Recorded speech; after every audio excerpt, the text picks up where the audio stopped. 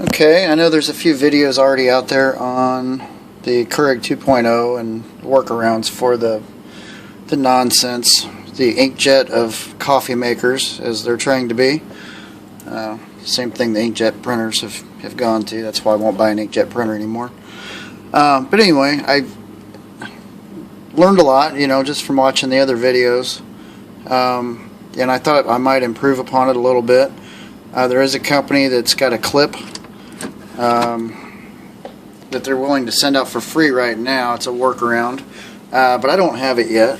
So basically what I did, the same thing all the other videos show, is I kind of mangled one here, but I dismantled one of the original K-cups that came with it. Used the ring, which is what the photo eye looks for. Regardless, what I did, rather than put the whole ring in there, it's kind of hard to tell, but I cut it so it fit inside of this rectangle, because if it doesn't quite sit down right. And there's the eye, by the way. So anyway, I cut it so it fit inside of there, and it pretty much, really, there's not much alignment. I mean, you center it to where it's a half moon about center in that back slot, and it'll work. But to go further, what other people have done trying to get to this menu, which is all kinds of neat stuff, is what they did was they put a magnet either on this or down here, which works. Assuming that the polarity is correct, you might have to flip your magnet over. That's fine, but if you do want to use one of these larger cups and you try to put it in there with that magnet, obviously you run out of room and something's got to give, okay? And if you have it, it's kind of a pain, right? So you got to either take the magnet out if you want to use these, or just don't use it, whatever. But it's an extra step. So what I did, I just figured out, well, where's the sensor? Rather than adding onto the magnet, I just located the sensor. The sensor is actually down here. Okay, and it's on this side. It's on the right side of center. Okay, so you don't need to put a magnet here. You can actually put one on the outside, which is what I did. And it's really sticking out like a sore thumb on camera, but it's really hard to see in everyday living, and it can be removed if you want to remove it. I just used double back tape, and I wrapped it in black tape because it's a rare earth magnet. Neodymium, it's very strong, and they can, when they make contact with each other, the pieces fly. So I wrapped it with tape, and then I used double back tape to affix it into place, and I'll show you how that works.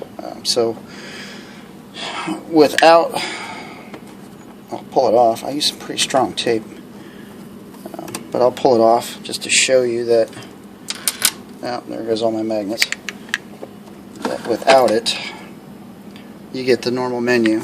Okay, so you're limited to 8 cups, 10 cups, 4 ounce, 6 ounce, 8 ounce, and 10 is as much as you can go. Well, most mugs are bigger than that. I don't know anybody that drinks 6 ounces of coffee, but I guess some do. Not me. And especially if you're making your own. So anyway, rather than take it apart, dismantle it, remove the springs, some of the other stuff that people have done, which are all good, innovative ideas, I just took it a different direction, perhaps a little simpler. And you just have to put it right side of center, and preferably about right there. It'll work clear over to here, actually, depending on how strong the magnet is. It's a very strong magnet, so just stick it right there. And kapow, look at that. So you've got your carafe, you've got number 2, which is your travel mug size. It starts, default is 14, or you can go down to 12. 3 is, I don't know what the difference is. It's 12 and 14 also. Maybe one's decaf, maybe one's iced coffee, I don't know. I'll play with that later and figure out what that is. 4 is your default. That's as if you did not have the magnets there. So that goes 4, 6, 8, and 10 ounces. 5 is some sort of frothing thing for all those highfalutin people out there that froth their stuff. Maybe I'll get into frothing one day, I don't know. And 6 is another redundant, except it does not have the 4 ounce. 6, 8, and 10 ounce sizes, so I don't know what 6 is. I'll play with it and time it sometime and see what.